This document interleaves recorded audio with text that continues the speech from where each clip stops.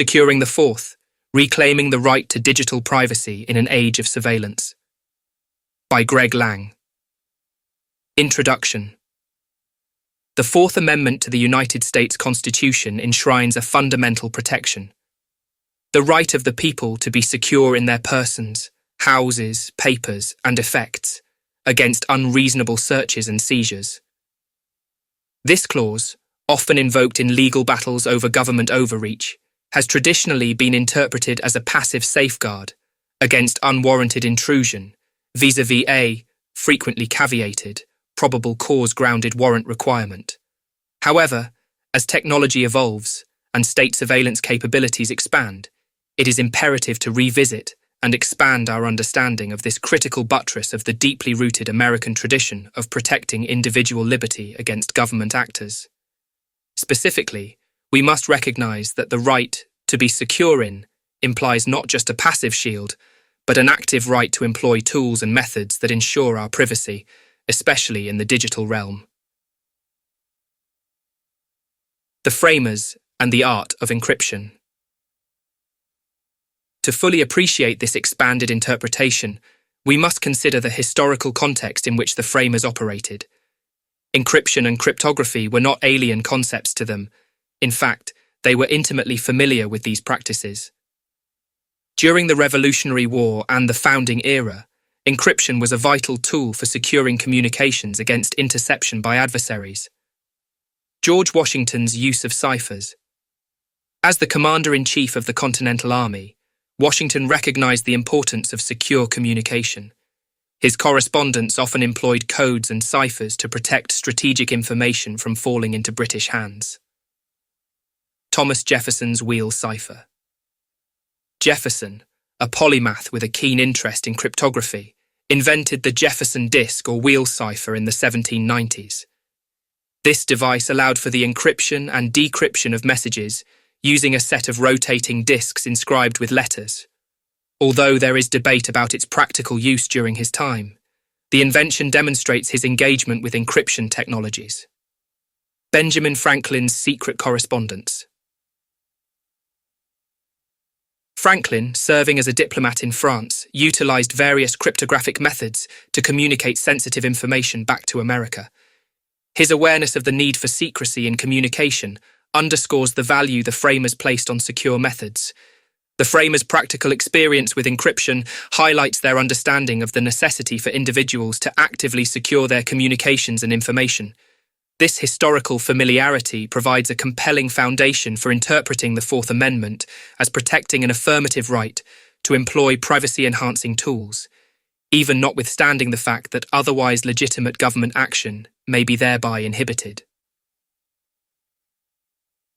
The canon against surplusage and constitutional interpretation. Legal interpretation of statutes and rules by judges and justices are not devoid of method.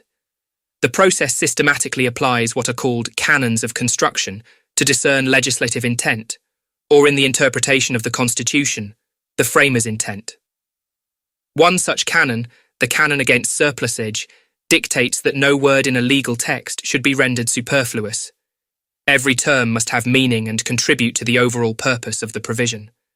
Applying this to the Fourth Amendment, the phrase "to be secure in" warrants a deeper exploration. It suggests more than a mere prohibition on government action. It implies an affirmative right of individuals to take measures ensuring their own security against all searches and seizures, in an effort to be secure against unwarranted ones. Active security, a constitutional mandate rooted in history. Yes, 1776 had encryption, and our founding fathers were not merely aware of it. They were among its contemporary pioneers.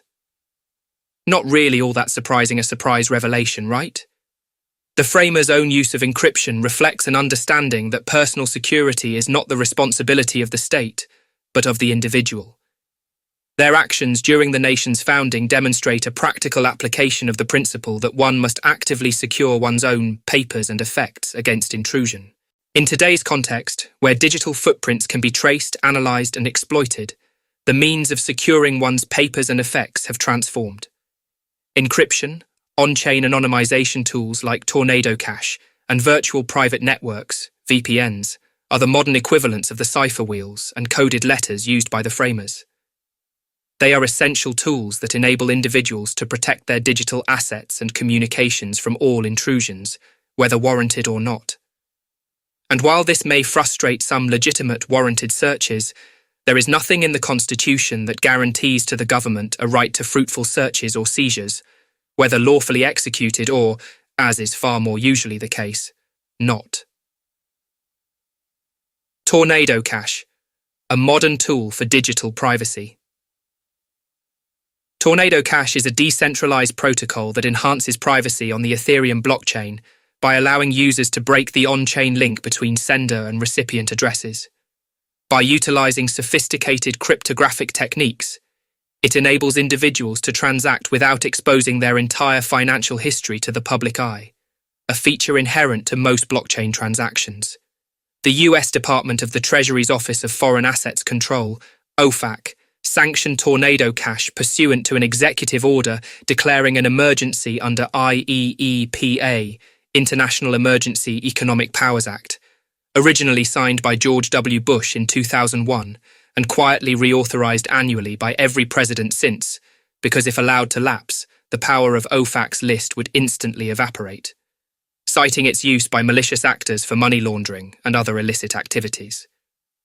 While combating crime is a legitimate government interest, the government's imposition of a blanket prohibition on use of a privacy tool raises significant constitutional concerns, especially when viewed through the lens of the framers' own well-documented reliance on encryption in their private and official lives. Government overreach and the chilling effect on privacy. Sanctioning Tornado Cash effectively criminalizes the use of an open-source tool designed to secure one's digital effects. This action not only oversteps constitutional boundaries, but also sets a dangerous precedent. It implies that the government can prohibit the use of any technology that empowers individuals to protect their privacy, regardless of the legitimate uses of such technology. This is especially true considering the list promulgated by OFAC is scoped by its enabling act and its subsequent executive order to be applicable only to entities, i.e., companies and people, not open source code or machines that autonomously execute it. Moreover, this approach has a chilling effect on innovation and the exercise of constitutional rights. If individuals fear legal repercussions or the raising of suspicions for the mere act of employing privacy-enhancing tools that evolved from those like the ones used by the framers, they are less likely to take proactive steps to secure their digital lives. This chill-induced reluctance undermines the very essence of the Fourth Amendment spirit. Balancing security and liberty, lessons from the founding era. Statists, authoritarians, censors, and other would-be omnipotent moral busybodies may argue that restricting tools like Tornado Cash is necessary for national security and law enforcement. However, the Constitution does not permit the erosion of fundamental rights for the sake of expediency. The framers themselves grappled with the tension between security and liberty. Their use of encryption was a direct response to the threats they faced, and they recognized that safeguarding personal and collective security required measures that protected information, especially against the efforts of their own government. The Supreme Court, in cases like Katz v. United States, 1967, and Carpenter v. United States, 2018, has affirmed that the Fourth Amendment adapts to technological advancements and continues to protect individuals against intrusive surveillance methods. Just as the framers utilized the best available tools to secure their communications, so too must modern citizens be protected in their use of contemporary technologies to protect their own privacy, not despite the fact that such protections would undermine law enforcement's modern proclivity to automate investigations at scale by passively collecting every signal that might possibly reveal criminal activity, but precisely because it would nullify the utility of doing so. Historical parallels and the evolution of privacy rights. Throughout history, technological advancements have challenged existing legal frameworks. The invention of the telegraph, telephone, and internet each prompted re-evaluations of privacy and property rights. In each instance, the courts have had to interpret the Constitution, in light of new realities while upholding its enduring principles. The framers' engagement with encryption during the nation's infancy serves as a historical precedent for the acceptance and protection of privacy-enhancing technologies. It illustrates that the active securing of one's information is a practice deeply rooted in American history. The imperative of recognizing digital self-help. Acknowledging an expanded reading of the Fourth Amendment is not just a legal exercise, it is a necessity in safeguarding the values at the core of our national character. In an era where data is power, the ability of individuals to control access to their personal information is paramount. Privacy is not merely the absence of unsanctioned observation. It is the right to selectively reveal oneself to the world. By recognizing the right to employ privacy tools as an extension of the right to be secure in one's digital effects, we reinforce the constitutional protections intended by the framers, protections they themselves exercise through the use of encryption. This interpretation does not grant carte blanche to criminal activity.